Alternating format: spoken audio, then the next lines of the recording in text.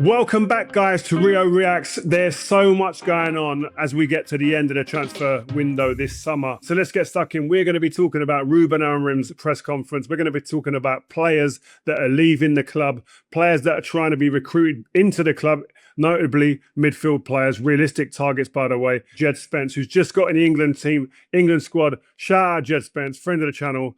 And also I'm going to be answering some of your questions from all you fans in the chat group that we've got on Instagram on the Rio Ferdinand Presents Instagram page. Listen, guys, stay tuned and let's go.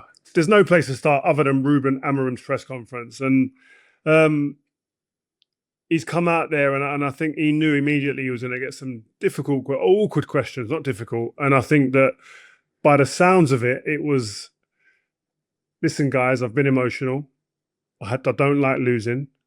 And I may have said a few things that could be misconstrued, that could be taken out of context.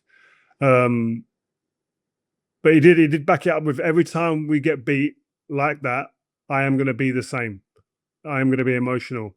And he was quite open. I think one of the quotes was, sometimes I hate my players. Sometimes I love my players, and this is the way I do things. But I think the most important thing, I think it is important to get the right tone in the press conferences, but the most important place to get the tone right is in the changing room. So I'm hoping that in the change room, he's had some choice words with those players. Someone's been strangled. Someone's been put in a headlock. Someone's been fined. I don't know. I'd like to think there's been some real solid, hard conversations had. Almost fights. I don't mind a fight. Have one. Because I think moments like that, where it is on the edge, where emotions are running high, where people feel embarrassed, there's no doubt in my mind. He was in that. The pictures, the memes that are going around now of Ruben Amorim in the dugout, almost like cowering, looking like he was hiding. What it is maybe one, it might be superstition that he wants to do that and doesn't like watching, etc. I didn't like watching, to be honest. I never watched penalties. I used to put my head down and look the other way and hope. But at the same time, there's an embarrassment factor. There's a pride. There's an ego that Ruben Amorim has, but also the players should have. Yeah, it's been difficult last couple of days. I think drawing against Fulham felt like a loss. And then Grimsby, backed up by Grimsby with a team that was quite experienced. It weren't like we had loads of kids playing. It's quite an experienced team. And getting beat the way we didn't even, when you go to a Grimsby or a lower league team in the cup competitions normally, they can outfight you sometimes. It give you a run for your money physically. Definitely for 60 minutes, they put it on you. Crowd behind them as well, away. Tough environment, tough conditions. We've all been there. And we've all been knocked out by a minnow or a lesser club, right? Now, normally, one of the main factors as to why you get beat on that day, you're out, maybe you push your luck in the game and you're a bit off it and they get the rub of the green sometimes. Bit of fortune. But 9 times out of 10, trust me, it's the way that the players have failed to approach the game the way they would have approached it with a top Premier League team. And if you're off it 1%, 2%, you get punished. And let's have it right. Grimsby didn't bully us, didn't beat us up. Didn't have 2 big forwards like Mick Harford, 2 big Duncan Fergusons up there. They played actually some good football. And they should have had 3 or 4 goals. So we were quite lucky on the night to get to penalties. And their manager said that, and he was trying to be respectful, to be honest, yeah. But what I will say is I think Ruben Amorim, I think there's been a lot of people talking about, Ruben Amorim, give him the sack now. And I say it again, that before a ball was kicked, we're 3 games in now. Before a ball was kicked, everyone was like, yeah, we got optimistic. I'm the same, optimistic. I'm hopeful. I'm hopeful that we're going to improve. But 3 games, you can't sack someone after 3 games. I'm sorry, it just doesn't make sense. You've allowed them to invest in 3 new strikers, and you're going to say after 3 games when they're not even fully fit themselves, them boys, and you're going to say, right, I'm going to sack you. Doesn't make sense. It does not make sense to me, and I don't see Ineos doing that. No way. I can't see it. I think they're more sensible than that. And there's emotional people out there, and there's people that pay their good hard-earned money that deserve to be entertained and deserve better performances and deserve better results. Yes, I get that. Yeah, we all feel like that. But let's not be stupid. Let's not jump on the bandwagon and start getting all emotional about it and thinking, right, I'm going to start a vendetta. Yeah, there's been bad results. But you know what? You know, when you try and turn things around at football clubs, especially one the size of Man United, that's been in turmoil, that's been on a downward spiral for many years now, 10, 12 years, right? Do you think it's going to be like 6 months, a year to turn that round? No, it ain't. Because if we just keep changing managers every 6 months, every year, going to be the same thing for the next 20 years. Sometimes you've got to, and I don't forget this quote from the manager. His press conference, or one of the press conferences when he first came, he said, there's going to be some tough times. There's going to be some bleeding. But we're going to have to go through that. There's no doubts we're going to have to go through that. And this is that. We're still in that moment. All these people are saying, I understand it. The formation's an issue for a lot of people. Should we be playing a different formation? Should there be some flexibility in that? Adapting to teams and moments in games to change it. But this manager will tell you that, yeah, we start on paper with 3 at the back, but there's moments in the game that we're playing 4 at the back and we're shifting around, etc. And it's changing in terms of shape, in and out of possession. But I think you've got to allow the club to go through a period of pain if we feel there's a chance to get through the other side and there's going to be some sunlight. And if you're allowing a manager to spend money the way we have in the window and allowing him to let people go, players that I'll come on to in a little while, then there has to be an element of patience through turmoil. And that's where we are right now. And that leads me on to players that are leaving. I think Garnacho, Chelsea have agreed a 40 million fee to sign Alejandro Garnacho. I would much rather him stay at the club. From a pure footballing point of view, I think he should have been made to stay at the club. But we don't know what's gone on behind the scenes. Has there been a ruffling of feathers? Has there been a clash of personalities between the player and the manager? If that's the case, that's what it looks like. That's what it smells like to me. So the manager's saying, pull in rank, you got to go. You're not for me. And to be honest, from what I've heard, Garnacho has stood his ground and said, Chelsea's the only club I want to go to. Turned down multiple offers from other clubs and said he's going to go to Chelsea. So fair play to him. Good luck to him. I think it's one of the largest fees, but it is the largest fee for an academy player. Although I do still, it's an undervalued fee. If Madueke is going for £55 million, Garnacho should be going for that at least. I don't see, if Alanga's going for the number that he went for, Garnacho's got to go for at least that as well. Under 21 stats-wise, he's up there with the best of them. But I think the Chelsea fans have got a really exciting young player. He scored a great goal, I remember, at Stamford Bridge when he ran the length of the pitch with the ball. And that's one of the reasons I think Chelsea bought him. He's different to all the wingers they have. And everyone's going, they've got so many players, but he's different. And for squad depth and for a different factor within the team and a different threat, he brings that willingness to run behind. Give me the ball. I want to make a difference. I want to score goals and create havoc. That's what he does. I think Antony's another player. I think he's going back to Betis. They're saying, I think it's a £3 million loan fee and then an obligation to buy. So good luck to Antony. Hope he goes and does his thing over there. Kobbie Mainoo, a loan move. We're hearing reports, Fabrizio Romano, David Ornstein, among others, are saying that Kobbie Mainoo has notified the club that he wants a loan move. I hope not, man. Yeah, he's not playing at the moment, but I think the manager's press conference said, yeah, I want Kobbie to stay and I want him to sit and fight. And there's 2 ways of looking at this. We ain't playing that well, so why not start him? And I think Kobbie and his team and his group around him will be saying that.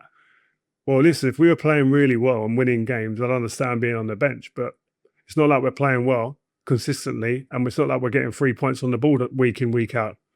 We look nothing like we should do. So why am I sitting on the sidelines not playing any minutes other than against Grimsby? Now, there's be some people that say, well, you had the chance against Grimsby. You've got to go and take it. Him, along with all the other players that played, didn't take that chance. So that'll be where the manager will be standing. Well, you've not shown me enough to make me want to go and play you now at the weekend. But I've got to be honest, if I was in Kobbie's camp, I would be sitting there going, I need assurances if I go on loan, I'm going to start and I'm going to play because I don't want to get embarrassed again going out and I'm not playing.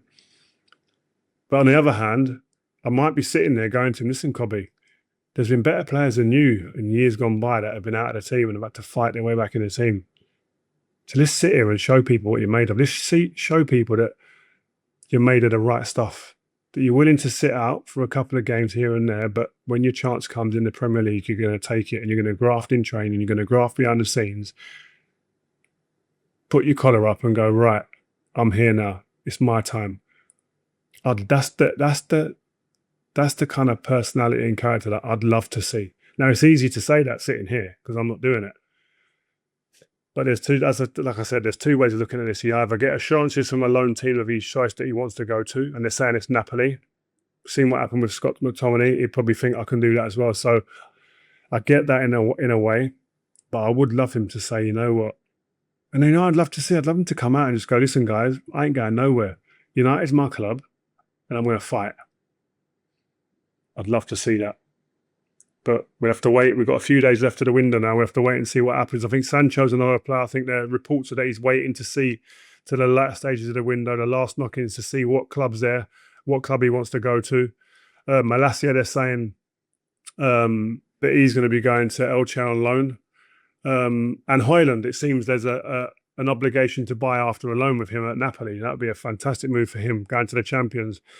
But what it leads me to is I drew up a little list of the players that we've signed during Ten Hag's tenure, reign as manager. And look at the players: Antony, Højlund, Casemiro, Mount, Lenioro, Martinez, Onana, Ugarte, Djed, Xerxes, Malacia, Mazraoui, Bainda. Out of that, I think it's 13 players. Only Casemiro, Lenioro, and now at the start of this season, Djed, who you go at people that are starting this team. All the others are squad players. And you look at the recruitment in that era and you go, flipping hell. Now, there's some good players in there, but were they Man United players, all of them?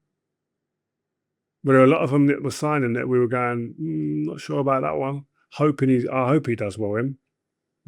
Is he a Man United player? And then even more so when the new manager comes in with his tactics. They've looked less like Man United players, a lot of them.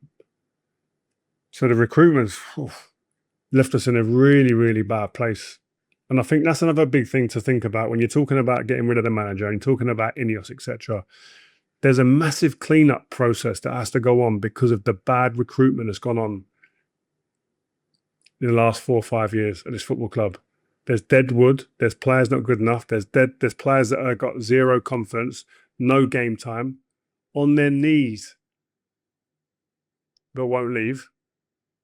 And the club are having to clean this up and sort this out. It's a lot to do. It's not like it's just a manager come in and just fix things. There's so many things to do. There's so many layers to this, which makes it more difficult. It makes me sit there when I think about it and when I've thought about it without being emotional and go, actually, you've got to give them a bit more time. You've got to give the manager and Ineos a bit of time, a bit more time. We can't have quick fixes. We don't need quick fixes. We want long-term overhaul. This isn't about a bandage. Goes back to Raniak when he was saying, this is open heart surgery needed doing here. He's absolutely right. So that doesn't mean changing things here and there quickly. It means sticking with someone and going through it. And yes, results haven't been good enough. Yes, there hasn't been enough points on the board. Yes, we haven't seen consistency. Yes, we haven't seen an upturn in form. But you can't expect that immediately when there's been so much wrong at the football club. So, I don't know, man. I've seen some reports. I think Baleba in midfield, and we're going to talk about the midfield options now, actually. I think we've spoken about Baleba and Warton. They're the two players that I'd go for, 100%. But they're not realistic targets. Eze has left Palace. Warton's going nowhere. Brighton have stood firm and said Baleba's not going nowhere late in the window like this. So I don't see them two transfers happening. I'd love one of them to come up. I don't see it. I mentioned Atalanta's Edison ages ago, a long time ago. So did one of our guests on the show, on one of the Rio Presents shows, Owen Hargreaves, friend of the show, who's got a good eye for a player, by the way. He mentioned him. His words were, he'd be perfect for 3-4-3 as he's got crazy legs. And yep, he has. Can play attacking, can take the ball. Really good energy. But I think Atalanta are having a summer of big changes. With the manager Gasperini moving to Roma after 9 years at the club and totally running that club. So it could potentially be a good time to go and get one of their main players and swoop in for Edison. But let me know what you think, guys. And who would you bring in for Ruben Amorim's team? Get in the comments and let us know. And again, another shout out to one of the people we've had on the show. We had Djed Spence, who came in the shade, said, "Don't care what you say, I back myself 1v1 against any winger in the world." And he's proven so again this season that he is the guy when it comes to 1v1 defending, especially. He stacks up against anybody and backs himself with confidence when you wear shades inside. I want to see a pair of shades during the 90 minutes at some point, pull them out of the socks or something like that when a goal goes in or when you shut down another winger. But he's now in the England squad. Djed Spence, good luck, my man. Keep going, keep doing what you're doing. So now, man, let's go to the fans' questions. We're here now. If you don't know already, listen, guys, I've started a group chat that you can all join. So make sure you go and join that. It's on the Rio Ferdinand Presents Instagram page. The group chat's there. It's popping off all the time. Voice notes, reactions to certain things. Be part of the group. To join, head to the profile of that account, the Rio Ferdinand Presents Instagram account, and you'll see the link. Just click on that. In there, I ask you the question. What questions did you want answers today? So here we go. I've got a few waiting for me here, right? Dedechi, Ammo, do you reckon 4-2-3-1 is better suited to the squad rather than 3-4-3? Yes, I do. I believe the squad, the players would be a better team, and I think they would adapt very, very quickly to a 4-2-3-1 formation. I can see it now. Forget the back four. You can pick who you want in the back four, but the midfield, you can easily see it. Kobbie Mainoo, Casemiro, or Mount, or a guy in there as one of the two out of them players. The three across the front, easy to pick there. One of two wide, the two wide players, Cunha and Bumo or Ahmad. Any one of those three. You could even put Bruno in one of them, but Bruno will go in the 10, and you put Sesko up front. That's what you're doing, man. It's easy to see. It looks like the players would be able to adapt to that very, very quickly. SK Dream won 6 permanent managers in 12 years at Man United. How can it always be the manager's fault? Yes, I agree. That's why I'm saying stick with Ruben Amorim through the rough moment, what we're in right now. Stick with him. It's a process. Quick fixes do not last long. We've seen that. 6 permanent managers at Manchester United in the last 12 years tells you quick change don't work. But also picking the right people. That's what we got to get right. Ravel Anzani, what do you think Ruben Amorim meant when he said the players showed what they want after the Grimsby game? I think in that heated emotional state he was in, I think he was saying that the players have shown that they don't want me here because they're playing almost to get me sacked the way they played. That's what that said to me. Now he's come out today and he's gone a bit more soft. He's saying, listen, guys, I'm emotional. But I think in an emotional state, that's what he said. These guys have basically said they want me out of here because they're playing like they want to get me sacked. Savvy boy, do you think Licha returning strengthens us a lot? He gives us the depth 100%. I want to see how he comes back from fitness. Listen, on the ball, with the ball, 100%. Martinez is brilliant with the ball, takes the ball anywhere, can get us playing. It's in that free when he's got to go out into the wide areas and go into midfield, etc. Be aggressive in that. He's aggressive, no, don't get me wrong, but in them big spaces in the wide areas, I think he could be opened up, and I want to see that, and hopefully you come to grips with that part of what the free at the back demands of a player. So I think it'll stretch him. I think he's capable, but he's got to go out and prove it now. And he's got to dislodge someone like Luke Shaw if he stays fit. I think that's going to be a big, big challenge. Vekovskis, if you could play alongside any defender in history as your partner, who would it be? It would be Paolo Maldini. Arguably the best defender of my generation and the generation before. What a player. I just don't know if you could have two players that just look supremely elegant together. No, I'm joking. Paolo Maldini all day. Steve21 says, are you looking forward to seeing Rio Ferdinand and Max Darman on the pitch during Liverpool versus Arsenal this weekend? Listen, guys, I have to say, a 16-year-old Rio at Liverpool and a 15-year-old at Arsenal deserve a segment of their own. How is that happening? How are we here, guys? How are we sitting here saying a 16 and a 15-year-old player are going into a Premier League match and could be the subplot, the leading second story in this game? Two hugely talented players. Rio scores the winner for Liverpool against Newcastle. What a finish. What What an achievement just to get in and around the squad, let alone get on the pitch and score. Getting chances in pre-season, showing the manager you can trust me with the player. The players believe in him. You can see it. Wonderful talent. I've watched him since he was probably 12 years old, 11, 12 years old in the academy football. Used to play against one of my sons. He's a year younger, and he used to rip it up then. He lacked end product back then at times, immature in certain situations, as you'd expect for a young winger, a young player that wants to affect the game. But what I would say is that Chelsea, the academy there, never once said, stop doing what you're doing because you're giving it away. We need more end product. We need a better output. Keep doing what you're doing. Allowed him to grow, allowed him to be a dribbler, allowed him to be a maverick type player and not worry too much about making mistakes. And then he goes to Liverpool, breaks the hearts of all the Chelsea fans, and is absolutely fast-tracked in and around the first team. And once it's one of those, the type of player he looks like to me, put me in amongst it and I'll produce. No wavering of confidence. Put me in around Virgil. Put me in around the likes of Canate. Put me in around the McAllisters of this World Cup winners. I want to be in it with Salah. Where are they? That's the type of vibe I get from these young players now. Max Dahlmann's exactly the same, and we've spoken loads about Max Dahlmann because I don't know if there's a 15-year-old about that as talented as him. But there's loads. We've got more, Man United I've been watching. My old mate Darren Fletcher's now the manager of the under-18s, doing a fabulous job there.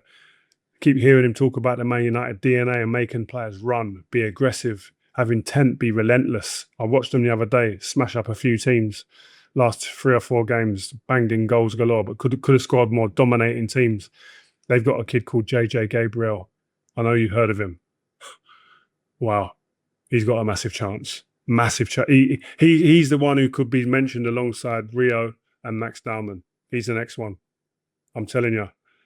But love to see it. And these kids have got confidence that I don't think that lads in our generation, only the likes of Wayne Rooney, Michael Owen, Joe Cole, I've seen confidence like that. Maybe Steven Gerrard, but even I think he had to grow into it a bit. So listen, can't wait. Hope that plays out in the game at some point. Max Dahlmann versus Rio, eh? And whoever would have thought, eh? At Anfield, they'd be singing my name. Well, I want to say thanks to everybody. Listen, really appreciate you guys. We'll be back live with a Rio Reacts after a Liverpool-Arsenal game on Sunday, and I can't wait to come back with you guys and have a little chat. So listen, keep it coming, guys. Content coming out consistently throughout the weeks now. Interviews coming and dropping too. So stay tuned. Make sure your notifications on. Tell a friend. See you soon. I'm out. Thanks, guys, for listening to this episode of Rio Reacts. Hope you've enjoyed this show. And if you have, make sure you leave us a review and follow this Rio Ferdinand Presents feed to make sure you never, ever miss an episode.